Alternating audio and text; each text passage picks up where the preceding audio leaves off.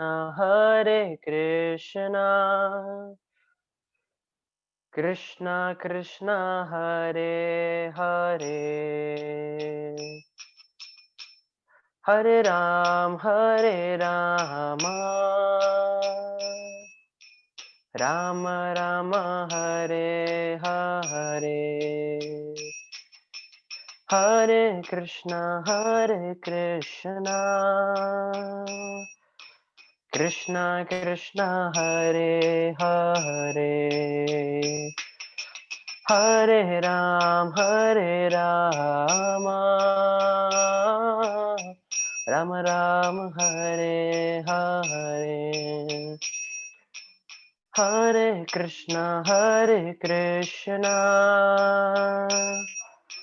Krishna Krishna Hare Hare, Hare Rama,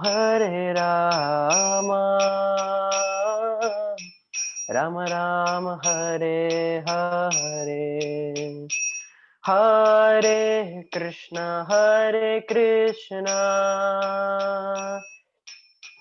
Krishna Krishna Hare Hare, Hare Rama, Rama Rama Hare Hare, Hare Krishna, Krishna Krishna Hare Hare, Hare Rama, Rama Rama Hare Hare, Hare Krishna, Krishna Krishna Hare Hare, Hare Rama, Rama Rama Hare Hare, Hare Krishna, Krishna Krishna Hare Hare, Hare Rama, Rama Rama Hare Hare, Hare Krishna, Krishna Krishna Hare Hare, Hare Rama, Rama Rama Hare Hare, Hare Krishna, Krishna Krishna Hare Hare, Hare Rama, Rama Rama Hare Hare, Hare Krishna, Krishna Krishna Hare Hare, Hare Rama, Rama Rama Hare Hare, Hare Krishna, Krishna Krishna Hare Hare, Hare Rama, Ram Ram Hare Hare, Hare Krishna, Krishna Krishna Hare Hare, Hare Rama, Rama Rama Hare Hare, Hare Krishna, Krishna Krishna Hare Hare, Hare Rama, Rama Rama Hare Hare,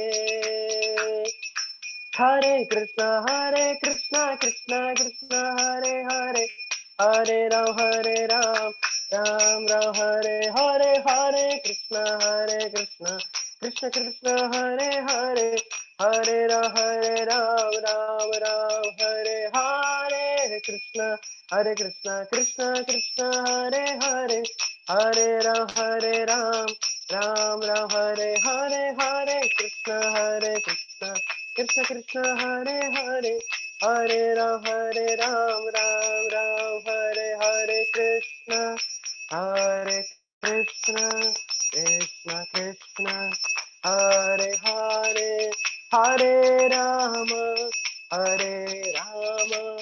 Rama Rama, Hare Hare, Hare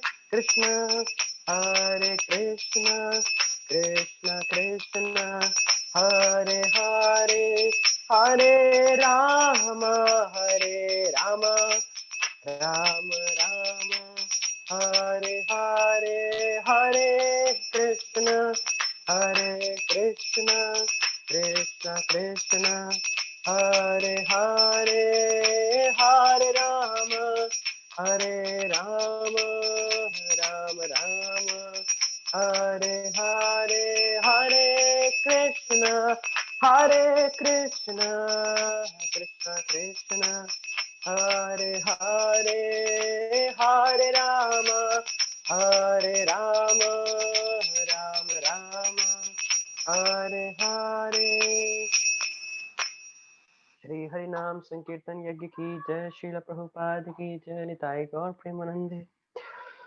ओम नमो भगवते वासुदेवाय, ओम नमो भगवते वासुदेवाय, ओम नमो भगवते वासुदेवाय। ओम अज्ञानतिमिरान्धस्य ज्ञानाञ्जनशलाकया चक्षुरुन्मिलितं येन तस्मै श्रीगुरुवे नमः। जय श्री कृष्ण चैतन्य प्रभु नित्यानंद, श्री अद्वैत गदाधर शिवासदि श्री गौर भक्त वृंद। हरे कृष्णा कृष्णा कृष्णा हरे हरे, हरे Ram Ram Ram Hare Hare. Hare Krishna. So I welcome all of you for our daily Bhagavad Gita discussion. So as we were studying, we were learning from this section of Bhagavad Gita, chapter 4, where Krishna already told about the transcendental lineage or the parampara through which he spoke this transcendental knowledge, and he even told about the divinity or about the divine nature of his appearance. भगवान अपने प्राकट्य के दिव्य स्वभाव के बारे में बताते हैं, और फिर ये भी कहते हैं कि जो व्यक्ति भगवान जो उनके दिव्य जन्म और कर्म को तत्व समझता है, एज इट इज यथारूप समझता है, तो भगवान के धाम पहुंचता है, फिर दोबारा इस जगत में नहीं आता। कल जैसे कि हम देख रहे थे कि भगवान इस विभाग में बताते हैं किस प्रकार से भगवान श्री कृष्ण जो हैं वही हर चीज की सृष्टि करता है और सारे पतों के उद्गम वही है। तो हमने देखा कि किस प्रकार से भगवान आदान प्रदान करते हैं उन लोगों के साथ जिस मूड या जिस मूड के साथ, जिस स्वभाव, जिस व्यवहार के साथ, जिन इरादों के साथ, जैसे भी कोई व्यक्ति भगवान को अप्रोच करता है, भगवान के समक्ष पहुंचता है, भगवान उसके साथ उसी तरह से आदान प्रदान करते हैं। इसको हमने जानने का प्रयास किया था। फिर प्रश्न उठा था कि फिर लोग ऐसा क्यों है कि जब भगवान श्री कृष्ण सब कुछ देने में सक्षम है, हाँ, सब कुछ वो दे सकते हैं, जो भी व्यक्ति चाहता है भक्ति के पथ से ये हो सकता है, तो लोग फिर अन्य देवताओं की पूजा क्यों करते हैं, अन्य लोगों की पूजा क्यों करते हैं भौतिक इच्छाओं से? तो भगवान सीधे सीधे बताते हैं क्योंकि उनको अपने कार्य में, अपने भौतिक कार्य में, भौतिक कार्य कहने का मतलब है कि जो व्यक्ति कार्य कर रहा है उसकी इच्छा रहती है कि जो मैं कार्य कर रहा हूँ उसका जो फल मिले उसका भोग मैं करूं, जो कि निष्काम कर्म में बहुत बड़ी बाधा है। तो भगवान इसी चीज को बताते हैं कि ऐसा लोग करना चाहते हैं, इसलिए वह देवी देवताओं की उपासना करते हैं और उनको जो है फल बहुत जल्दी जल्दी चाहिए। उदाहरण हमने देखा था जिस प्रकार से हिरण्यकश्यप वह ब्रह्मा जी की पूजा किया, और उसको ये था क्योंकि, और भस्मासुर के बारे में आपने सुना होगा, जो शिव जी की बहुत तपस्या किया, अपना चमड़ा तक दे रहा था, फिर जब तो शिव जी उनके सामने प्रकट हो गए। इन लोगों को पता होता है कि अगर ये विष्णु की पूजा करेंगे तो वो हमारा हृदय को पवित्र कर देंगे, और इनको ऐसा नहीं चाहिए, इनको क्या है, अपने काम की तृप्ति चाहिए, अपने जो भी उद्देश्य है उनकी पूर्ति चाहिए, अपने भोग पूर्ति चाहिए। और जब ये इस प्रकार से तपस्या करते हैं, फिर उसके बाद जब उनको फल मिल जाता है, तो वह समाज में बड़ा कलह मचाते हैं। जैसे भस्मासुर के बारे में शायद आप लोगों ने कथा सुनी होगी, भस्मासुर बड़ी तीव्रता से तपस्या कर रहे थे, बड़ी ही घंघोर तपस्या कर रहे थे और वह अपने मांस को वह आहुति में डाल रहे थे, तो भगवान शिव प्रकट हो गए जब अपना सर काटने वाले थे। तो भगवान शिव कहते हैं, इतनी सब की ज़रूरत नहीं है, मैं तो बेलपत्र से प्रसन्न हो जाता हूँ, लेकिन तुम माँगो तुम्हें क्या चाहिए? तो बगल में शिव जी के बगल में पार्वती जी खड़ी होते हैं, तो वो है भस्मासुर देख के बड़ा ही आकर्षित हो जाता है और वो सोचता है कि ये किसी तरह मेरी हो जाए। और वह सोचता है कि ये किससे हो सकती है, इसके लिए पहले हमको भगवान शिव को हटाना पड़ेगा। तो वो भगवान शिव से वरदान माँगता है कि हे भगवान शिव, मेरे को ऐसा वरदान दीजिए कि मैं जिसके ऊपर हाथ रखूँ, वो भस्म हो जाए, जिसके सर पे हाथ रखूँ, वो भस्म हो जाए। तो भगवान शिव कहते हैं कि चलिए तथास्तु। अब भगवान शिव ने जैसे ही तथास्तु बोला, भस्मासुर उन्हीं के पीछे दौड़ गया उनको मारने के लिए, क्योंकि उसको पार्वती को प्राप्त करना था। तो वो भागते रहे और वह गुहार करने लगे, भगवान विष्णु से मेरी रक्षा कीजिए। तब भगवान विष्णु एक बटु ब्राह्मण के रूप में, एक छोटे से ब्राह्मण के रूप में आते हैं और वह भस्मासुर के साथ भाग रहे हैं। कहते हैं, क्या हो गया? क्यों तुम उसके पीछे भागे हो? तो कहते हैं कि नहीं, नहीं, मुझे पार्वती चाहिए और उसके लिए मुझे पहले शिव को खत्म करना पड़ेगा, तो उसके लिए मैं उसको भस्म करना चाहता हूँ। तो कहते हैं, तुम उनको मारो कैसे? तो कहते हैं कि इस तरह से कि मैंने उससे वरदान माँगा है कि मैं जिसके सर पे हाथ रखूँगा वो भस्म हो जाएगा, तो मैं उसी पे ही करूँगा। तो भगवान विष्णु जो कि ब्राह्मण के छोटे ब्राह्मण के रूप में थे, वो कहने लगे कि अरे! तुम भी इसकी बातों में आ गए? हाँ, ऐसा कहीं हो सकता है? तो कहते क्या नहीं ऐसा होगा? कहते बिल्कुल नहीं। अगर तुम्हें चेक करना है, एक बार सर पे हाथ रख के देखो, कुछ नहीं होगा, देखना। वो मूर्ख कित्ता, वो उसने क्या किया, अपने सर पे हाथ रख लिया और वहीं पे वो भस्म हो गया। तो इस प्रकार जो बहुत ही सेल्फिश मोटिव्स होते हैं, जो इस प्रकार से देवी-देवताओं के पास जाते हैं। उनके कुछ स्वार्थपूर्ण उद्देश्य होते हैं और हृदय का शुद्धिकरण वो नहीं चाहते। इसीलिए ऐसा वे देवी-देवताओं के पास जाते हैं। हिरण्यकश्यप भी उसी प्रकार से उसको भी अपना अमृत चाहिए था। फिर हमने देखा कि एक प्रश्न उठ सकता है कि जैसे कि जो सिर्फ भक्ति का पथ है और ज्ञान का पथ है, वह मुक्ति प्रदान करता है। लेकिन कर्म का पथ जो है वो बंधन लाता है। तो इसका मतलब क्या है कि भगवान पक्षपात कर रहे हैं? तो भगवान फिर इस तरह से बताते हैं कि भगवान ने इसीलिए 4 प्रकार के वर्ण की उत्पत्ति की। लोगों के विभिन्न प्रकार की इच्छाएँ होती हैं, तो विभिन्न प्रकार की लोगों की इच्छाएँ होती हैं, इसलिए भगवान ने 4 प्रकार के वर्णों की उत्पत्ति की। अब ये वर्ण क्या है? थोड़ा हम समझने का प्रयास कर रहे थे कल। जैसे हमने देखा था 4 वर्ण क्या है? ब्राह्मण, क्षत्रिय, वैश्य, शूद्र, जिनको गुण और कर्म के हिसाब से बाँटा गया है। ये कोई कास्ट सिस्टम नहीं है, ये कोई अ, या फिर ऐसा नहीं होता। हमने इस चीज़ को देखा था कि कोई जन्म लिया है ब्राह्मण के परिवार में, ज़रूरी नहीं वो ब्राह्मण हो। हाँ, उसके हिसाब से उसकी ट्रेनिंग होनी चाहिए, उसको फैसिलिटी मिल जाती है लेकिन उसकी ट्रेनिंग होनी चाहिए। इसका एक और उदाहरण समझिए, जैसे मान लीजिए कोई बिल्डिंग है और उस बिल्डिंग में मान लीजिए 2 फ्लोर है, ग्राउंड फ्लोर प्लस 2 फ्लोर्स। तो ग्राउंड फ्लोर में क्या है, वहाँ पे लिकर मिलती है, हाँ, वहाँ पे स्मोकिंग होती है और वहाँ पे खूब गाना बजाना होता है, हैं? और बहुत टुप, टुप, टुप, टुप, टुप करके आवाज़ आती है। फिर फर्स्ट फ्लोर है, फर्स्ट फ्लोर में कैसे लोग हैं? फर्स्ट फ्लोर में बड़े ही स्कॉलर लोग हैं, बहुत शास्त्र इत्यादि पढ़ते हैं, बहुत पुस्तकों को पढ़ते हैं, बहुत मनोकल्पना चल रही है। और फर्स्ट सेकंड फ्लोर पे क्या है, एक टेम्पल है, जहाँ पे भक्त लोग हैं और वहाँ पे कथा कीर्तन होता है, भगवान का नाम जप होता है। तो अब ये ग्राउंड फर्स्ट और सेकंड फ्लोर बना के रखे गए हैं। तो कोई व्यक्ति आएगा, जैसे मान लीजिए कोई भोग की मेंटालिटी से आ रहा है, तो वो कहाँ जाएगा? वो ग्राउंड फ्लोर में ही जाएगा। हुँ? और और अगर कोई उसको कोई भगवान की भक्ति करनी है तो कहाँ जाएगा? वो सेकंड फ्लोर पे जाएगा। और जिसको जिसको थोड़ा ज्ञान का अनुशीलन करना है, बहुत जिज्ञासु टाइप का है, तो वो फर्स्ट फ्लोर में जाएगा। तो भगवान ने इस प्रकार से लोगों को क्या चाहिए, उस प्रकार से भगवान ने सुविधा दे रखी हुई है। तो इस प्रकार से भगवान पूरी तरह से इम्पार्शियल हैं, किसी प्रकार का ही पक्षपात नहीं करते। क्योंकि व्यक्तियों की विभिन्न प्रकार की इच्छाएं होती, जैसा कि हमने कल आपको उदाहरण बताया था कि बीज कौन सा है, वर्षा तो समान हो रही है, बीज कौन सा है उसके हिसाब से पेड़ उगता है। तो जैसी जिसकी जो इच्छा है उसके हिसाब से भगवान उसके साथ आदान प्रदान करते हैं।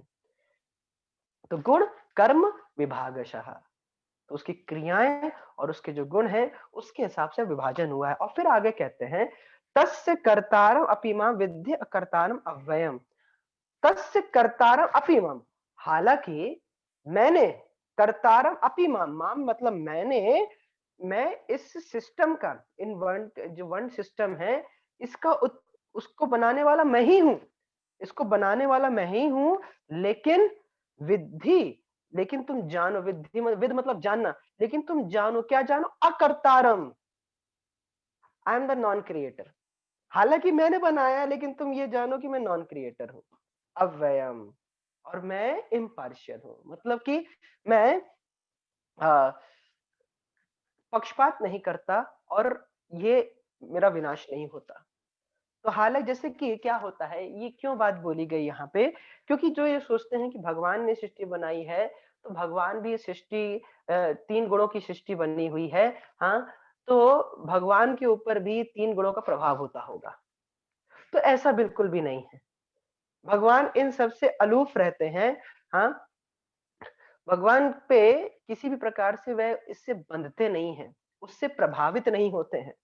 इस बात को यहाँ पे फोकस किया है। जो हमें भी यहाँ पे समझना है वो यही कि भगवान इन सब के द्वारा प्रभावित नहीं होते। He is not a ordinary human being like you and me, he is the supreme personality of Godhead that we have to accept. और फिर आगे भगवान कहते हैं कि उनका कार्य, भगवान का जो कार्य है उनको प्रभावित नहीं करता। देखिए, हमें समझना होगा Krishna is not a ordinary human being. जैसे भगवान के भगवान श्री कृष्ण के सबसे पहले एक्सपेंशन, राइट एक्सपेंशन है बलराम जी। फिर बलराम जी से आते हैं षड षड चतुर्भुज अवतार, चार अवतार आते हैं जिसको कहते हैं प्रद्युम्न, अनिरुद्ध, संकर्षण और वसुदेव। फिर संकर्षण से आते हैं महासंकर्षण, फिर उसके बाद फिर महासंकर्षण से फिर उसके बाद, हाँ, फिर ये चार एक्सपेंशन आते हैं, संकर्षण, वासुदेव, अनिरुद्ध और प्रद्युम्न। फिर उसके बाद फिर वहां से महाविष्णु की उत्पत्ति होती है। फिर महाविष्णु से, महाविष्णु के छिद्रों से जब महाविष्णु सांस छोड़ते हैं तो उनके छिद्रों से विभिन्न प्रकार अनंत कोटि ब्रह्मांड निकलते हैं। ये जैसे एक ब्रह्मांड है, हाँ, तो अनंत कोटि ब्रह्मांड निकलते हैं और उन ब्रह्मांड में महाविष्णु गर्भोदकशाही विष्णु के रूप में वहां पे प्रवेश करते हैं। और गर्भोदकशाही विष्णु के नाभि से, उनके नाभि से निकलते हैं ब्रह्मा जी। तो आप समझ लीजिए कि ब्रह्मा जी, भगवान के नाभि से जीवात्मा की उत्पत्ति हो रही है, यानी कि ब्रह्मा जी की उत्पत्ति हो रही है। हमारे से क्या निकल सकता है, कुछ भी नहीं। और जैसे हम देखते हैं कि भगवान राम ने सिर्फ एक पत्थर को टच किया, स्पर्श किया अपने चरणों से, और वह एक अहिल्या के रूप में, अहिल्या का वहां पे प्राकट्य हो गया, या फिर वो पुनः अपनी स्थिति पे आ गई। तो भगवान के चरण के स्पर्श का इतना दिव्य स्वभाव है। और जैसे कि आपने सुना होगा, भगवान राम ने जब क्रोध, समुद्र की तरफ क्रोध से देखते हैं तो समुद्र उबलने लगता है। एक ग्लास पानी को भी हम देखेंगे तो उसमें कुछ होगा नहीं, कितना भी हमें क्रोध आ रहा हो लेकिन उसमें किसी प्रकार का परिवर्तन नहीं आएगा। लेकिन भगवान राम क्रोध किए तो वह समुद्र पूरा उबलने लगा। तो हमें समझना चाहिए कि हम बहुत ही टाइनी, बहुत ही अणु जीव हैं और हम क्या कर सकते हैं। बस हमको भगवान, जैसे हमने कल कल भी देखा था कि we have to accept the fact that we are the humble servant of the servant of the servant of the supreme Lord. हम भगवान के दासों के दासों के दासों के दास हैं। और अगर हम किसी को अगर मारेंगे तो उसका किसी तरह से कल्याण नहीं होगा। लेकिन भगवान अगर किसी असुर को भी मारते हैं तो क्या होता है कि उसको मुक्ति प्राप्त होती है। जैसे हमने देखा था पूतना को भगवान ने उसको उसके प्राण पी लिए पूरी तरह से, और जब वो उसके शरीर को जलाया जा रहा था पूतना को, तो पूतने का शरीर को जब जलाया जा रहा तो पूतना के शरीर से दिव्य सुगंध निकल रही थी। अगरू की महक कहते हैं उसके, दिव्य सुगंध निकल रही थी। क्यों? क्योंकि भगवान ने इसको स्पर्श किया। तो उसी प्रकार से हमको भी भगवान को स्पर्श करने की कोई और मैकेनिज्म की आवश्यकता नहीं है। भगवान और भगवान के नाम में अंतर नहीं है। जैसे ही हम भगवान का नाम जप करते हैं, हम भगवान के संपर्क में आ जाते हैं।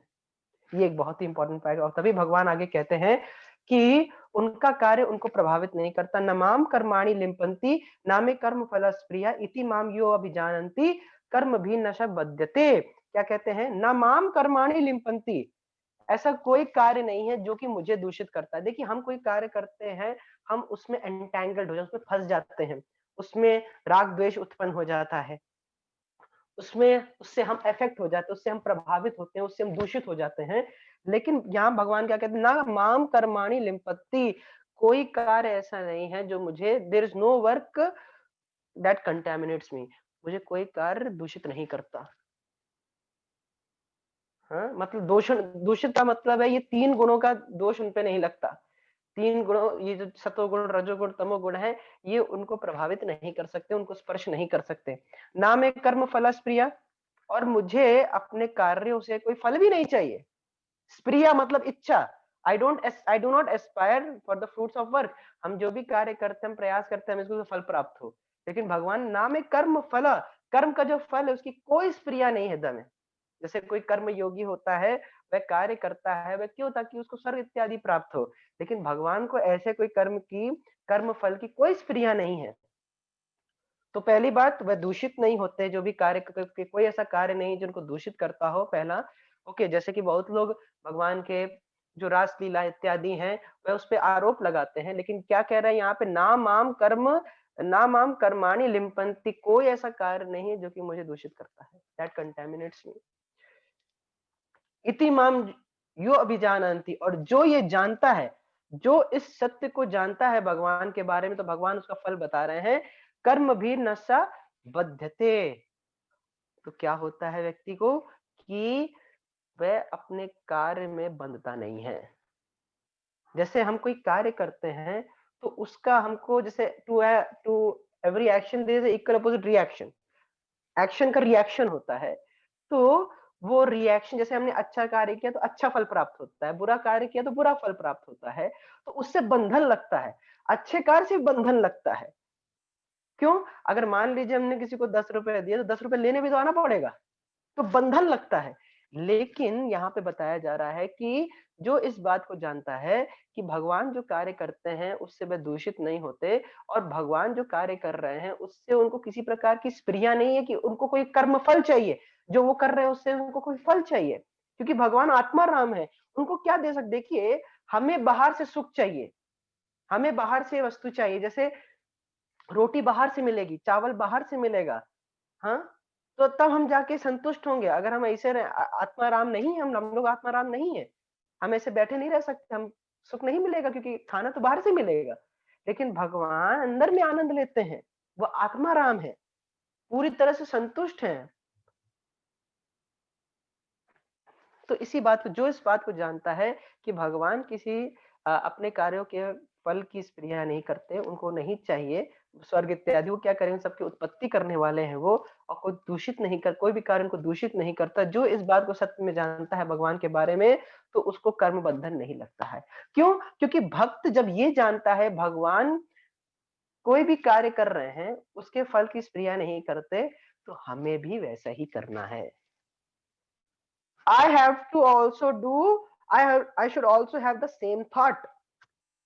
See, my dear friends, it is a thought which counts. Thought is very much important behind anything which we do. विचारधारा, हम कोई कार्य करें उसके पीछे हमारा विचार क्या है, वो बहुत महत्वपूर्ण है। 3 मिस्त्री थे। एक मिस्त्री से पूछा, आप क्या कर रहे हैं? तो उसने कहा कि मैं गड्ढा कर रहा हूँ। दूसरे दूसरे से पूछा, आप क्या कर रहे हैं? तो उसने कहा कि मैं पत्थरों को लगा रहा हूँ। तीसरे से पूछा, आप क्या कर रहे हैं? तो वो कहते हैं कि मैं भगवान के मंदिर, भगवान के मंदिर में, भगवान के मंदिर में को बनाने के लिए मैं अपनी सहायता कर रहा हूँ, मैं यहाँ पे इस प्रकार से सीमेंट का इत्यादि कर रहा हूँ, मैं सहायता कर रहा हूँ, मैं जीवन में पहली बार भगवान के मंदिर को बनाने के लिए कुछ सहयोग दे पा रहा हूँ। तो कौन व्यक्ति जागरूक है जो कर रहा है? तीसरा व्यक्ति। उसको पता है कि वह भगवान का मंदिर बना रहा है, और ये बहुत ही ज्यादा महत्वपूर्ण है। तो हमें भी ये चीज समझनी चाहिए कि मैं ये जो कार्य कर रहा हूँ, हाँ, इसके फल की इच्छा हमको बिल्कुल भी नहीं होनी चाहिए। अब आप कहेंगे कि एक्सपेक्टेशंस ना हो जीवन में, नहीं, एक्सपेक्टेशन बस इतनी होनी चाहिए कि हम ये कार्य कर रहे हैं, भगवान की प्रसन्नता के लिए कर रहे हैं, इससे भगवान प्रसन्न हो, इससे भगवान प्रसन्न हो, भगवान अपनी सेवा में हमें और ज्यादा से ज्यादा लगाए और हमको सामर्थ्य दे ताकि हम उनकी सेवा और अच्छी तरह से कर सके। इस कार्य से हमारा शुद्धिकरण हो ताकि हम भगवान के प्रेम को प्राप्त कर सके। ये एक्सपेक्टेशंस होनी चाहिए। देखिए, हम ये नहीं कहते कभी भी कि कोई एक्सपेक्टेशंस नहीं होनी चाहिए, मिसडायरेक्ट एक्सपेक्टेशंस नहीं होनी चाहिए। मिसडायरेक्टेड एक्सपेक्टेशंस का मतलब है कि हम भगवान के, कृष्ण के कॉम्पिटिटर नहीं बनना चाहते कि मैं, अगर भगवान सुप्रीम कंट्रोल है तो मैं भी कुछ मात्रा में कंट्रोलर बन के दिखाता हूँ। भगवान अगर ऑल अट्रैक्टिव है तो मैं भी अट्रैक्टिव बन के दिखाता हूँ जितना मैं बन सकता हूँ। ये कॉम्पिटिटर की भावना नहीं होनी चाहिए, बल्कि सबमिसिव भावना होनी चाहिए कि भगवान को शरणागत हो जाने, सर्वेंट मूड होना चाहिए कि आई am the servant of the supreme Lord, उनको शरणागत हो जाना चाहिए, उनकी सेवा के लिए कार्य करना चाहिए। तो ये एक्सपेक्टेशन ठीक है। तो यही यहाँ पे कहा जा रहा है कि we must work without attachment. भगवान को प्रसन्न करने के लिए हमको कार्य करना चाहिए, तब व्यक्ति बंधता नहीं है। और दूसरा ये समझना चाहिए कि भगवान कभी भी किसी के लिए भी उनके हृदय में पक्षपात नहीं है, वह सभी से प्रेम करते हैं, जैसे कि कल हमने सूरज और भगवान के उदाहरण से समझा था। जो जीवात्मा को कष्ट या सुख प्राप्त हो रहा है, वास्तव में उसके ही कर्म के फल हैं। तत्तेनुकंपा सुसमीक्ष्यमानम भुंजान एवात्म कृतम विपाकम। तो हम लोग अपने ही कर्मों के फलों को भोग रहे हैं, कोई हमें सुख दुख नहीं दे सकता। वास्तव में हम खुद इन सब चीजों के लिए रिस्पॉन्सिबल हैं। जैसे मैं एक भक्त को एक उदाहरण बता रहा था, बड़ा ही सुंदर उदाहरण है। अगर भोजन लेते समय आपकी जीभ आपके दांतों के बीच में आ गई और कट गई और खून बहने लगा, तो आप किसको दोष देंगे? किसको दोष देंगे आप? किसको चिल्लाएंगे जाके? वास्तव में हम ही जिम्मेदार हैं। तो उसी प्रकार से हमें कोई सुख दुख नहीं दे सकता। भुंजान एवात्म कृतम विपाकम, ये मेरे ही कर्म है जो कि मुझे भोगने पड़ रहे हैं। भगवान एक जज की भांति है। जैसे कि केस आता है जज के सामने, तो जब केस आता है जज के सामने तो क्या होता है, एक व्यक्ति अपने सबूत बताता है, दूसरा व्यक्ति अपने सबूत बताता है, और उसके बिहाफ पे और उसके उसके आधार पे क्या डिसाइड होता है कि इसको फांसी की सजा या इसको कोई जुर्म की सजा दी जाएगी, नहीं तो इसको बाइज्जत बरी कर दिया जाता है। तो किस किस आधार पे है? जो व्यक्ति ने जिस हिसाब से कर्म किए हैं। तो भगवान इस प्रकार से पूरी तरह से पक्षपात बिल्कुल भी नहीं करते हैं। ही is not partial, he is reciprocal. तो इस बात को बताया जा रहा है। तो जब हम इस प्रकार से समझते हैं, तो भगवान कहते हैं कि जितनी मुक्त आत्माएं हैं, उन्होंने इस तरह से कार्य किया है, बिना इच्छा के साथ कार्य किया है। तो तभी अर्जुन को कहते हैं कि तुम क्या करो, उनके पद चिन्हों पे चलो और अपने कर्तव्यों को करो, अपने कर्तव्यों को करो। राइट। और फिर भगवान बताते हैं, एक चीज का बड़ा ध्यान रखना है। क्या बताएं कृष्ण यहाँ पे? कि व्यक्ति को इंडिपेंडेंट होकर कार्य नहीं करना चाहिए। He should act as per the superior instructions. जैसा श्रेष्ठ लोग कह रहे हैं, हाँ, अनुभवी लोग कह रहे हैं, उनके अनुसार कार्य करना चाहिए। जैसा पूर्वती आचार्यों ने बताया है, हाँ, भगवान एग्जाम्पल भी देते हैं। तो जैसा पूर्वती आचार्य ने बताया है, उनके अनुसार हमें कार्य करना चाहिए, उसी को ही साधु कहते हैं। देखिए, कल जैसे हम ब्राह्मण, क्षत्रिय, वैश्य, शूद्र के बारे में सुन रहे थे, तो ब्राह्मण, क्षत्रिय, वैश्य, शूद्र, इन सब के खासकर ब्राह्मण, क्षत्रिय, ब्राह्मण के बड़े विभिन्न प्रकार के गुण बताए जाते हैं। हाँ, हमें, और मैंने आपको बताया था कि हमारा मुख्य उद्देश्य होना चाहिए भगवान की भक्ति करना और भगवान की सेवा करना। और सारी, क्योंकि हम सब भगवान के नित्य दास हैं।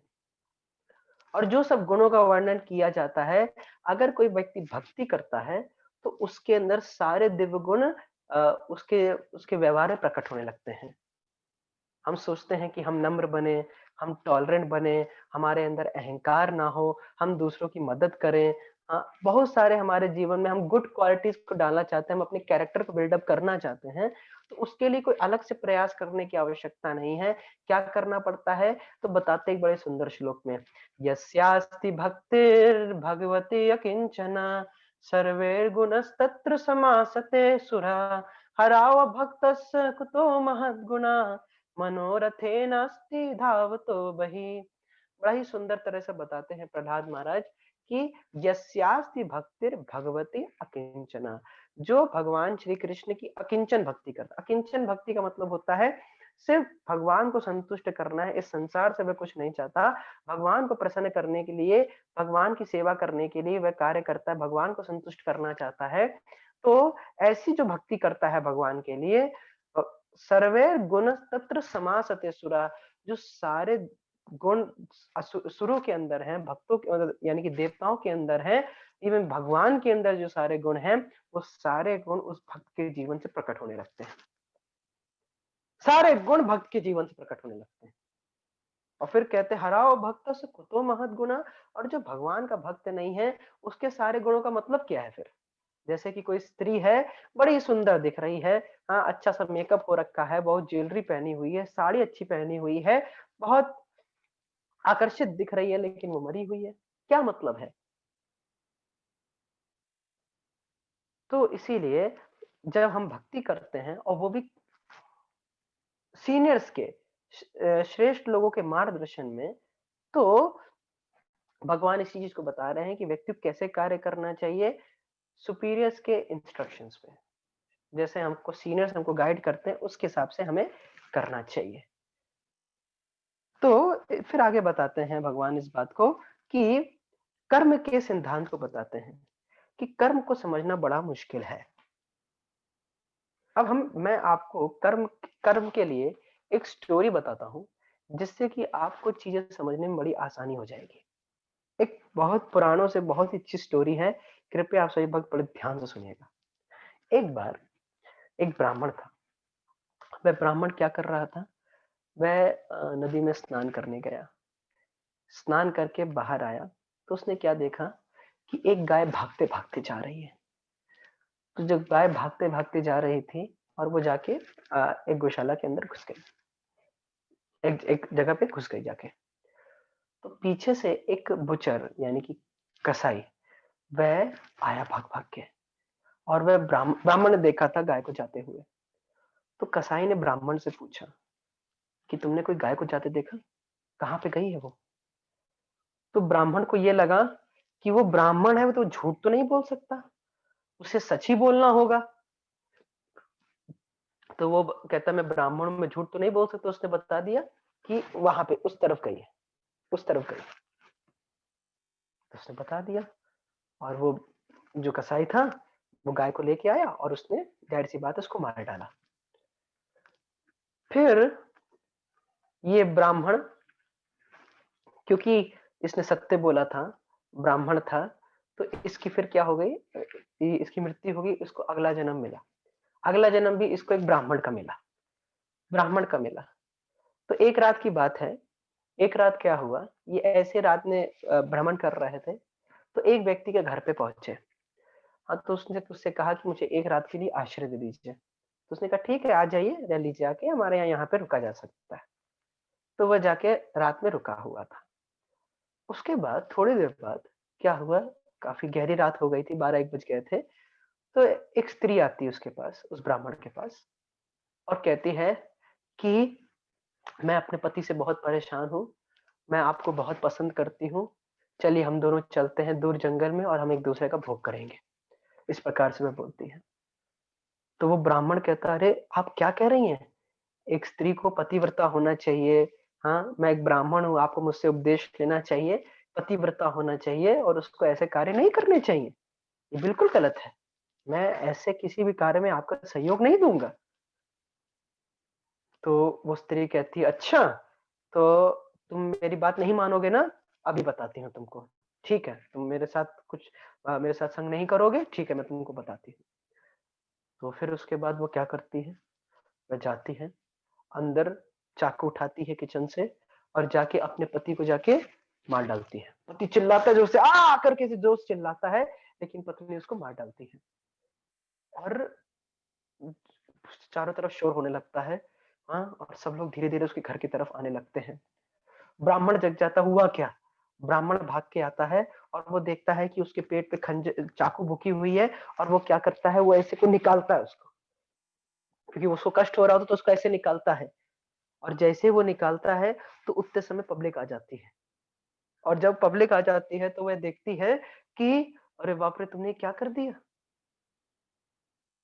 लेकिन वो ब्राह्मण था, तो उसने कहा कि नहीं, ये ब्राह्मण है, पंचायत बैठी है, ब्राह्मण है, इसको तो मारा तो नहीं जा सकता, लेकिन इसने अगर ऐसा कार्य किया है तो हम इसकी सजा जरूर देंगे और उसको फिर छोड़ देंगे। और सजा क्या देते हैं? उसका ये हाथ काट देते हैं।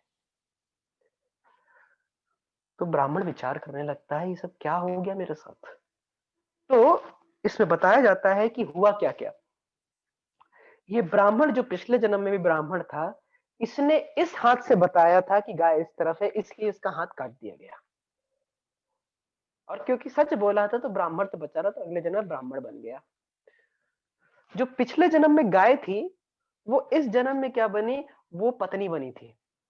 और जो पिछले जन्म में कसाई था, वो क्या बना था? वो इस जन्म में वो पति बना था। क्योंकि कसाई ने पिछले जन्म में उस गाय को मारा था, तभी इस जन्म में ये गाय पत्नी बनी और इसने खुद से चाकू उस कसाई को मारा। तो आप समझ सकते हैं कि किस प्रकार से कर्म कार्य करता है। किस प्रकार से, जब मैंने ये स्टोरी सुनी थी, आई वाज आल्सो अमेज्ड कि किस प्रकार से कर्म कार्य करता है। और तभी भगवान कहते हैं, the intricacies of karma are very difficult to understand. बड़े बड़े विवेक विवेक वाले लोग भी मोहित हो जाते हैं, वो भी लोग प्रभावित हो जाते हैं। तभी हमें कैसे कार्य करना चाहिए? कैसे कार्य करना चाहिए? तो हमें भगवान के लिए कार्य करना चाहिए। We should work on God's account. भगवान के लिए कार्य करना चाहिए। कैसे? जैसे कोई कैशियर होता है। कैशियर कैसे कार्य करता है? हाँ, वह किसी बैंक में बैठा हुआ है, उसके पास करोड़ों करोड़ रुपए आते हैं। स्टेट बैंक में है, पंजाब नेशनल बैंक, करोड़ों करोड़ रुपए, आईसीआई में है, करोड़ों करोड़ रुपए आते हैं। हाँ, तो क्या वो कभी ऐसे करता है कि उससे अगर मान लीजिए वो उसको कोई 20 करोड़ रुपए देता है, तो ऐसा तो नहीं बहुत खुश हो जाता है, अरे वाह! 20 करोड़ रुपए मेरे को मिल गए। उसको मिले नहीं, बैंक को मिल रहे हैं।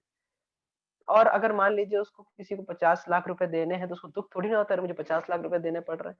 क्यों? क्योंकि दोनों केस में ही रुपए उसके नहीं है, वो बैंक के हैं। इस चीज को वो जानता है कि वो बैंक के लिए काम कर रहा है। तो उसी प्रकार से हमें यही समझना चाहिए कि जो घर है, ये मेरा नहीं है, ये कृष्ण का है और मैं यहाँ पे बस एक दास मात्र हूँ, जो नौकरी कर रहे हैं। यही समझना है कि भगवान ने मुझको मौका दिया है यहाँ सेवा करने का, तो मुझे क्या करना है? इसका जो भी धनराशि, इसका कुछ हिस्सा भगवान की सेवा में अवश्य नियोजित करना है। और ये हमेशा याद रखना है कि मैं भगवान के लिए ही कर रहा हूँ। और एक और उदाहरण दिया जाता है, जैसे आर्मी में कोई व्यक्ति होता है, अगर वह बॉर्डर पे खड़े होके गोली मारता है और काफी लोगों को मार देता है, आतंकवादियों को मार देता है, तो जब वह आता है तो उसको परमवीर चक्र दिया जाता है कि तुमने इतना मेहनत, इतना बड़ा कार्य किया है, इतने देश को बचाया है। लेकिन वही आर्मी वाला व्यक्ति अगर घर पे आए और कुछ पड़ोस वाले के साथ गुस्से में आके पड़ोस वाले को गोली मार दे, तो उसी व्यक्ति को जेल हो जाएगी।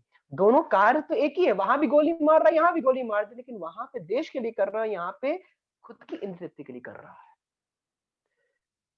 जैसे अर्जुन को देखिए, अर्जुन कृष्ण के लिए कर रहे हैं, दुर्योधन अपनी इंद्र तृप्ति के लिए कर रहा है। तो क्योंकि हालांकि दोनों दोनों लड़ाई कर रहे हैं, लेकिन अर्जुन का खुद का स्वार्थ नहीं है, वह कृष्ण की प्रसन्नता की लड़ाई कर रहे हैं। और दुर्योधन किसकी लड़ाई कर रहा है? अपनी इंद्र तृप्ति के लिए कर रहा है। विदुर जी विदुर जी इस चीज को बताते हैं, कहते हैं सीधा सीधा, विदुर जी कहते थे, धृतराष्ट्र से बोले कि ये गैम्बलिंग मैच मत कराओ, इससे बहुत क्षति हो जाएगी, बहुत नुकसान हो जाएगा। तो दुर्योधन को बोल दो जाके कि ये गैम्बलिंग मैच नहीं करे। तो धृतराष्ट्र फिर जाके दुर्योधन से कहते हैं कि ये गैम्बलिंग मैच मत करो, ये बिल्कुल भी ठीक नहीं है।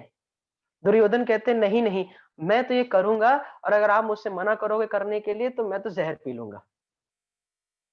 तो जब ये सुनते हैं धृतराष्ट्र, तो धृतराष्ट्र बड़े परेशान हो जाते हैं, और वो जाके विदुर जी को बताते हैं कि दुर्योधन कह रहा है वो जहर पी लेगा। तो विदुर जी कहते हैं नहीं, उसको पी लेने तो कोई दिक्कत नहीं है, लेकिन ये गैम्बलिंग मैच नहीं होना चाहिए। तो धृतराष्ट्र परेशान हो गया, ऐसे मैं कैसे बोल सकता हूँ।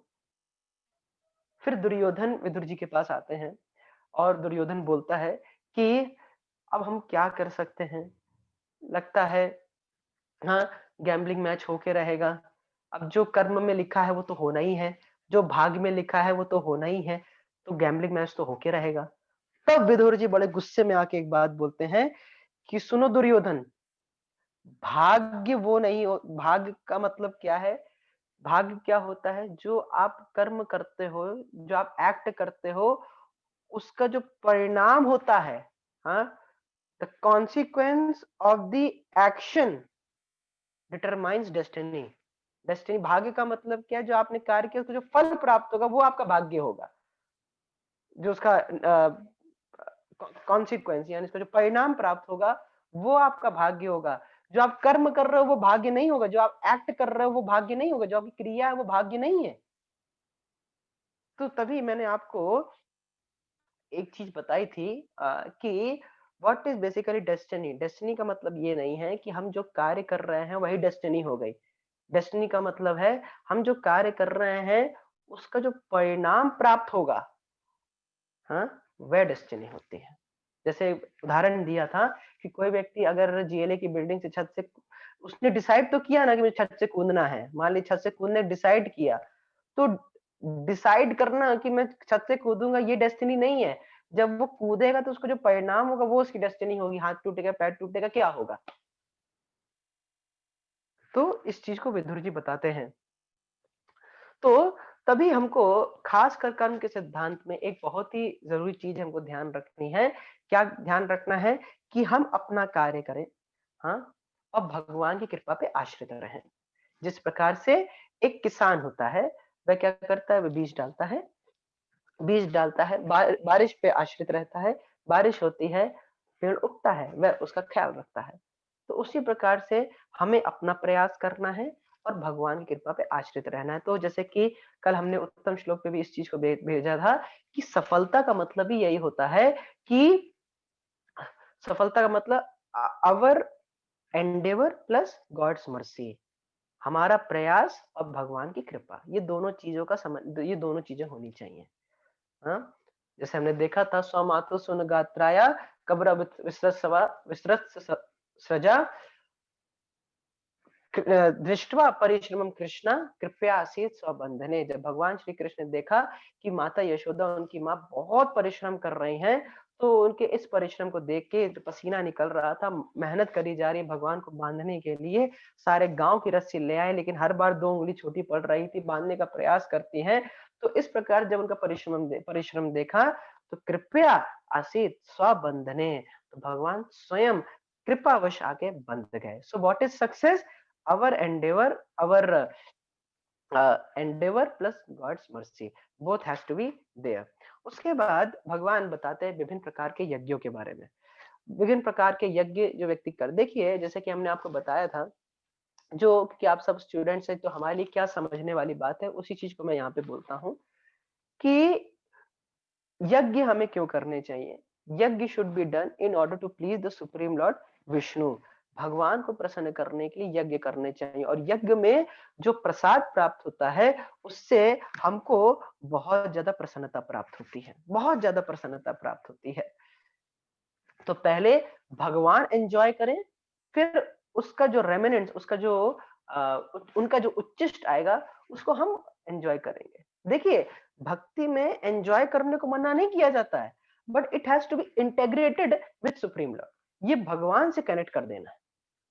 जैसे आपको बहुत अच्छा खाना अच्छा लगता है, मान लीजिए आपको पिज्जा पास्ता खाना अच्छा लगता है, तो भगवान को भोग लगाइए और खाइए, बनाइए, भोग लगाइए और खाइए। जब आप डायरेक्टली खा रहे हैं तो बंधन लग रहा है, लेकिन भगवान को भोग लगा के खा रहे हैं तो वही प्रसन्नता का और हमको भगवान के और करीब लेता जा रहा है। So this point has to be understood that first, oh God, you enjoy, then through you can enjoy, through him you can enjoy। जैसे भक्ति सिद्धांत स्वामी ठाकुर प्रभुपाद जी के गुरु महाराज, वह एक बार क्या हुआ कि उनके घर पे आम रखे थे, तो उन्होंने क्या किया, डायरेक्टली आम खा लिया। तो उनके पिताजी भक्ति विनोद ठाकुर जी कहते हैं, अरे तुमने भगवान को बिना भोग लगाए खा लिया, ये कैसे कर लिया तुमने, तुम्हें ऐसे बिल्कुल नहीं करना चाहिए, बिल्कुल गलत है। तो भक्ति सिद्धांत स्वामी ठाकुर जी उस दिन व्रत लेते, 5 साल की उम्र थी, व्रत लेते हैं कि मैं जीवन भर आम नहीं खाऊंगा, क्योंकि मैंने भगवान से बिना बिना उनको भोग लगाए खा लिया। ऐसा व्रत ले लिया था और पूरे जीवन भर उन्होंने आम नहीं खाया। जो आम के बहुत फैन होंगे वो जानते होंगे कि आम कितना इंपॉर्टेंट है, और भक्ति सिद्धांत ठाकुर ठाकुर जी को बहुत पसंद था, लेकिन उन्होंने, क्योंकि ये था कि मैंने क्योंकि भगवान को भोग लगा के नहीं खाया है, तो अब मैं कभी भी नहीं खाऊंगा। So this is the point. तो विभिन्न प्रकार के यज्ञ बताए जाते हैं, जैसे कर्म योगी जो होते हैं वे देवताओं के लिए यज्ञ करते हैं, राइट। और साथ ही साथ में जैसे ज्ञान योगी होते हैं, वे क्या करते हैं, वे यज्ञ करते हैं,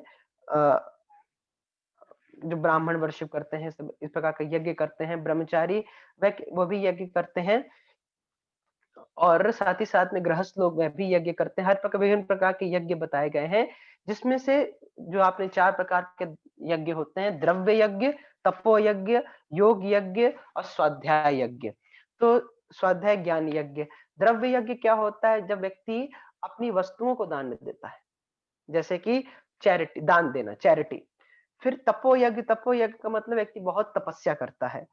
योग यज्ञ मतलब जो अष्टांग योग होता है, व्यक्ति उसका अनुशीलन करता है। योग 8 फोल्ड जो मिस्टिज्म होता है, यम, नियम, आसन, प्राणायाम, अत्याहार इत्यादि जो करता है, आसन धारणा इत्यादि। और स्वाध्याय ज्ञान यज्ञ मतलब वेदों का पठन पाठन करना। तो इस प्रकार से व्यक्ति यज्ञ करता है। देखिए, यज्ञ करने का मकसद वही है, भगवान को संतुष्ट करना। जैसे अर्जुन से भगवान इस चीज को बता रहे हैं कि तुम्हारे जो बाण हैं एक तरह से यज्ञ में देने वाली आहुति है, और जो सामने योद्धा खड़े हैं, ये क्या है, ये यज्ञ कुंड है। तो जब तुम जो बाण चला रहे हो, एक प्रकार से ये आहुति है यज्ञ कुंड में, जिसके द्वारा तुम मुझको प्रसन्न कर रहे हो।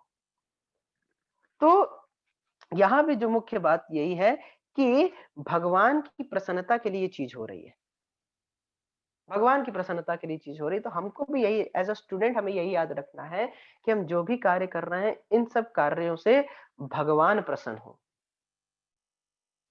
By my actions, Krishna should be pleased. This is focused again and again.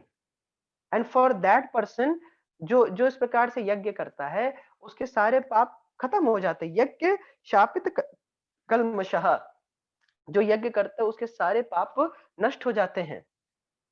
और बताते हैं जो यज्ञ नहीं करता, वो इस जन्म में भी अच्छा, इस जीवन में भी अच्छी तरह नहीं रह सकता, इस लोक में अच्छे नहीं रह सकता, और अगले जीवन में भी नहीं। तो इसीलिए व्यक्ति को यज्ञ करने चाहिए। और फिर भगवान बताते हैं किस प्रकार से क्या तरीका है कि व्यक्ति ज्ञान को प्राप्त कर सकता है।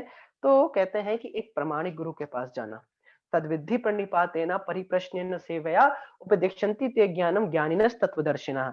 तो क्या करना चाहिए, तद्विद्धि, विद मतलब जानना, प्रणिपातेन, तो अगर हमको जानना है भक्ति मार्ग को, तो हमें क्या करना चाहिए, जैसे कि हमने आपको बताया कि एक प्रामाणिक गुरु के आश्रय में जाना चाहिए। तद विद्धि प्रणिपातेन, और उस प्रामाणिक गुरु के पास जाके करना क्या चाहिए, प्रणिपात परिप्रश्न सेवया, उनको शरणागत होना चाहिए, उनसे जिज्ञासा करनी चाहिए और उनकी सेवा करनी चाहिए। 3 चीजें ये ध्यान रखना है। शरणागत होना है एक प्रामाणिक गुरु के सामने, फिर उनकी सेवा फिर उनसे जिज्ञासा करनी और उनकी सेवा करनी। जब आप सेवा करिएगा, तब जाके जो आपने जिज्ञासा की, उसके जो आपको उत्तर दिए हैं, तब वो समझ में आएँगे, वरना नहीं समझ में आएँगे। आप ये कभी मत सोचिएगा कि भगवत गीता को हम सिर्फ पढ़ के समझ जाएँगे। नहीं, नहीं, नहीं। भगवत गीता का जो ज्ञान है, दिव्य ज्ञान है, वो हृदय में स्फुरित होता है और ये स्फुरित होता है जब हमको वैष्णव आचार्यों की कृपा प्राप्त होती है। जब तक वैष्णव आचार्यों की कृपा, स्नेह, उनका आशीर्वाद नहीं प्राप्त होगा, हमको ये शास्त्र की बातें समझ में नहीं आएँगी। और उसका प्रमाण है विदुर जी। विदुर जी जब मैत्री जी के साथ होते हैं, तो मैत्री जी उनको विभिन्न बातें बताते हैं और फिर विदुर जी कहते हैं, आपने मुझे इतना सारा बताया, खासकर आत्मा के संबंध में बताया, माया के संबंध में बताया। अब ये सारा ज्ञान मैं कैसे समझ सकता हूँ, जब मैं आप जैसे भक्तों की सेवा करूँगा, तब ये सारा ज्ञान हृदय में स्फुरित होगा। So if you want to learn the truth, भगवान जैसे कह रहे तद विद्धि भगवान इस चीज को बता रहे हैं, श्लोक में देखा था कि जन्म कर्म च मे दिव्यम एवं यो वेति तत्वतः, जो तत्व से जानता है। और यहाँ देखिए, तद विद्धि प्रणिपातेन परिप्रश्नेन सेव्य उपदेक्षन्ति ते ज्ञान ज्ञानिनः तत्वदर्शिनः। तो जो तत्वदर्शी है, उससे ही तत्व समझा जा सकता है। One who has realised, who is a realised soul and he has seen the truth. जैसे कि मान लीजिए हम दलदल में फंसे हुए हैं और हम और गहरे जाते जा रहे हैं, तो हम कैसे बचेंगे? जब कोई पृथ्वी में स्थित व्यक्ति हमको अपना हाथ देगा और हमको खींचेगा, तब हम जाके पृथ्वी पे आ पाएंगे, नहीं तो दलदल में और धंसते जाएंगे। तो उसी प्रकार से कौन हमको बचा सकता है? जो व्यक्ति खुद तत्वदर्शी हो। कौन हमको तत्व बता सकता है? जो तत्वदर्शी। कौन हमें सत्य बता सकता है? जो सत्य का दर्शन कर चुका हो। तो ऐसे प्रामाणिक गुरु आचार्य की हमें शरण में जाना चाहिए, उनसे जिज्ञासा। ऐसा नहीं, ब्लाइंड फेथ की बात नहीं की जा रही है। No blind faith. What should be done? We have to accept him, we have to inquire from him. हमें उनसे जिज्ञासा करनी है और उनकी सेवा करनी है। तो पहले शरणागत होना है, सेवा करनी है, उनसे जिज्ञासा करनी और सेवा करनी। तो ब्लाइंड फॉलोइंग बिल्कुल पूरी तरह से मना कर दी गई है। आपको उनसे सबमिसिव होकर सुनना है और उनसे जिज्ञासा की। जैसे भगवान ने अर्जुन को बताया कि अर्जुन, अब मैंने ये ज्ञान बहुत समय पहले, ये सबसे पहले सूर्यदेव विवस्वान को दिया था। अब अर्जुन ने ऐसे नहीं पूछा कि आप मजाक क्यों कर रहे हैं, मैं सुबह से मैं ही मिला हूं क्या आपको? इस तरह से नहीं, उन्हें पूछा कि मैं समझ नहीं पा रहा हूं इसको। तो बहुत ही समर्पण के साथ, बहुत ही विनम्रता के साथ उन्होंने जिज्ञासा की। उसी तरह से जब हम किसी प्रामाणिक गुरु के पास जाते हैं और कहते हैं, अरे ये हमको क्या बताएगा, तो उस व्यक्ति से कभी कोई सीख नहीं सकता, उस टीचर से आप कभी सीख नहीं सकते। जैसे आप कॉलेज जाइए और कॉलेज जाके अगर आप टीचर किसी यही टीचर खड़ा वो सिखा रहा है और आप यही सोचने लगे, अरे ये मेरे को क्या बताएगा, तो आप कभी उस टीचर से नहीं सीख सकते। तभी यहाँ पे बताया गया सबमिसिव होना पड़ेगा और फिर उसके बाद उनसे जिज्ञासा करनी पड़ी। प्रश्न प्रश्न इज अलाउड, ये नहीं कि शांत रहो। नहीं, नहीं। जब कोई आपको इस प्रकार से बोल रहा है कि हाँ, हलवा चटनी खाने से या चटनी का कलर बदलने से या फिर पूरी की जगह पराठा खाने से आपके जीवन में कृपा आने लगी, तो ये बिल्कुल फेक है। क्योंकि इसका शास्त्रीय प्रमाण क्या है? हम प्रश्न कर सकते हैं। हम किसी के प्रति अपराध नहीं कर रहे, लेकिन हम जिज्ञासा कर सकते हैं। परिप्रश्न सेवया, और उनकी सेवा करनी चाहिए। उपदेक्षन्ति ते ज्ञानम, तब उनकी कृपा से क्या होगा? वह हमको ज्ञान हमारे हृदय में स्फुरित। उपदेक्षन्ति ते ज्ञान ज्ञान तत्वदर्शिनः। तो ऐसे प्रामाणिक गुरु को हमें स्वीकार करना चाहिए अपने जीवन में। और जब इस प्रकार से हमें उनके माध्यम से ज्ञान प्राप्त होता है, तो इसका परिणाम क्या होता है कि हम फिर भ्रम में नहीं रहते। हमें स्पष्ट दृष्टि मिलती है। हमारे सारे जो पाप हैं, वह नष्ट हो जाते हैं। सारे जो बंधन है, वह नष्ट हो जाते हैं और हमको हृदय में पवित्रता का अनुभव होता है। देखिए, ये भगवत गीता का ज्ञान इसी प्रकार से है, तभी इन प्रोग्राम को रेगुलरली अटेंड करना चाहिए। ये वास्तविक में आपकी आत्मा का खाना है। ये आत्मा का खाना है हम सबके लिए। Soul, lord and their sweet relationship, जो कि इस गीता के माध्यम से पता चलता है। और फिर अंत में बताते हैं कि जो व्यक्ति श्रद्धा के साथ ज्ञान को स्वीकार करता है, तो कहते हैं श्रद्धावान लभते ज्ञानम तत्परा समितेन्द्रियः ज्ञानम लब्ध्वा परम शांतिम अचिनाधिगच्छति। जो व्यक्ति इस ज्ञान को प्राप्त करता है, कैसे? श्रद्धा के साथ, पूरा डेडिकेटेड होके, हाँ, और इंद्रिय नियंत्रण करता है। इंद्रिय का नियंत्रण करता है, श्रद्धा से ज्ञान को स्वीकार करता है, और वह पूरा समर्पित है इस पथ को, इस प्रोसेस को। तो क्या होता है कि व्यक्ति बहुत जल्दी मुक्ति को प्राप्त करता है, भगवान के दिव्य धाम को प्राप्त करता है। अच्छी रहना, बहुत जल्दी, बहुत जल्दी। बस श्रद्धा स्वीकार करना है। Faith is a very important fact. जैसे नारद मुनि जो भक्ति वेदांती जो चातुर्मास में वहां पे आए थे, उनसे श्रद्धा सुन रहे थे और उनका जूठा ग्रहण कर रहे थे। सिर्फ इतना करते, उनकी सेवा करते रहे, उनका जूठा ग्रहण करते रहे और श्रद्धा से उनको सुनते रहे, और जो वो कहते रहे उसे करते रहे। तो क्या हुआ? अगले जन्म में नारद मुनि बन गए, और आज नारद मुनि को कौन नहीं जानता। और उनको वरदान ही है कि वह जीवन भर भगवान का गुणगान ही करते रहते हैं। लेकिन जो व्यक्ति मूर्ख है, श्रद्धाहीन है, श्रद्धा है ही नहीं, जो शास्त्रों पे डाउट करता है, वह निश्चित रूप से उसका पतन होता है। ना वो यहाँ खुश रहेगा, ना वो आने वाले जीवन में खुश होगा। तो इसीलिए श्रद्धा से शास्त्रों को स्वीकार करना चाहिए, एक प्रामाणिक गुरु के आश्रय में जाना चाहिए, और उनसे उनको शरणागत होना चाहिए, उनसे प्रश्न करना चाहिए, उनकी सेवा करनी चाहिए। तब व्यक्ति कर्म बंधन से मुक्त होता है और अंततः भगवान के धाम को प्राप्त होता है। तो इस प्रकार से आज हमारा चौथा अध्याय पूर्ण होता है। हमारा चौथा अध्याय पूर्ण होता है। हमने आपको जो बहुत ही इंपॉर्टेंट एस्पेक्ट्स थे चौथे अध्याय के, वो मैंने आज आपको बता दिए। इससे क्या है, हमको एक क्लियर कट अंडरस्टैंडिंग मिल गई कि वास्तव में कि ये ज्ञान को कैसे प्राप्त किया जा सकता है। बस सेल्फ सेल्फ से नहीं, भगवान किसी एक प्रामाणिक गुरु के आश्रय में जाके हमें इस प्रकार से ज्ञान को स्वीकार करना चाहिए। और भगवान भी इस चीज को पूरी तरह से बता दिए हैं कि ये ज्ञान परंपरा में ही समझा जा सकता है। जैसे भगवान श्री कृष्ण ने सूर्य भगवान को दिया, सूर्य भगवान ने मनु को दिया, इक्ष्वाकु को दिया, लेकिन क्योंकि ये टूट गया था, इसलिए भगवान अर्जुन को दे रहे थे। और क्यों दे रहे थे? कि अर्जुन के मित्र हैं और उनके दोस्त हैं। तो अर्जुन फिर यही पूछे कि आप तो बहुत पहले मेरे से आए थे, हाँ, तो ये आप कैसे, आप तो मेरे बराबर के लगते हैं, लेकिन सूर्यदेव तो बहुत पहले के हैं, तो आपने ज्ञान सूर्यदेव को कब दे दिया? तो कृष्ण सीधा सीधा बताते हैं, क्योंकि मुझे अपने सारे पिछले जन्म याद है, लेकिन तुमको अपने याद नहीं है। और क्यों नहीं याद है? क्योंकि भगवान जो है, भगवान का शरीर परिवर्तित नहीं होता, भगवान पूरी तरह से विशिष्ट है। हाँ, भगवान का जो जन्म है विशिष्ट है, दिव्य है, और उसका विशेष प्रकार का उद्देश्य है। और जो इस चीज को जान जाता है, वह भगवान के दिव्य धाम को प्राप्त होता है। और भगवान भी जो है वो व्यक्ति के मूड के साथ, व्यवहार के साथ वह आदान प्रदान करते हैं। लेकिन जो लोग हैं, वह देवताओं की पूजा क्यों करते हैं? क्योंकि उनको क्या चाहिए? उनको जल्दी फल चाहिए, इसलिए वह देवताओं की उपासना करते हैं। और भगवान ने फिर बताया कि मैंने 4 वर्णों की उत्पत्ति की। हालांकि वह उत्पत्ति करते हैं, उस सब की सृष्टि करते हैं, लेकिन वह उन सब से प्रभावित नहीं होते। कोई भी कार्य उनको प्रभावित नहीं करता, उनको दोषित नहीं करता। और जो मुक्त आत्माएं हैं, वह भी भगवान के लिए कार्य करती हैं, भगवान को समझते हुए कि वह भगवान के लिए कार्य कर रही हैं। और जो कर्म का सिद्धांत है, कर्म की जो मिस्ट्रीज हैं, बड़ी ही जटिल हैं, कर्म बड़ा ही जटिल है, इसको समझना बड़े जटिल है।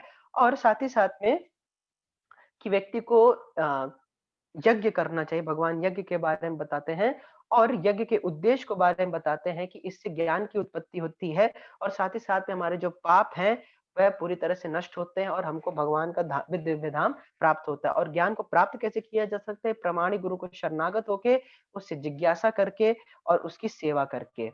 और इसका परिणाम क्या है? जब ज्ञान हमको प्राप्त होता है, तो सारा मोह नष्ट होता है, और हमको सही दृष्टि प्राप्त होती है, और हमारे पापों को नष्ट होता है। और अंतोगत्वा इसी चीज को बताते हैं, अर्जुन को यही कहते हैं कि तुम इस चीज को समझो और युद्ध करो। तो उसी प्रकार से हमको भी इस चीज को समझना चाहिए कि हम भगवान के नित्य दास हैं, और भगवान के लिए हमें कार्य करना चाहिए, भगवान को प्रसन्न करना चाहिए, और भगवान को संतुष्ट करना चाहिए। यही हमारे जीवन में हमें इसको समझना है। हरे कृष्णा। श्रीमद् भगवद गीता की जय। श्रील प्रभुपाद की जय। निताई गौर प्रेमानंदे। हरि हरि बोल।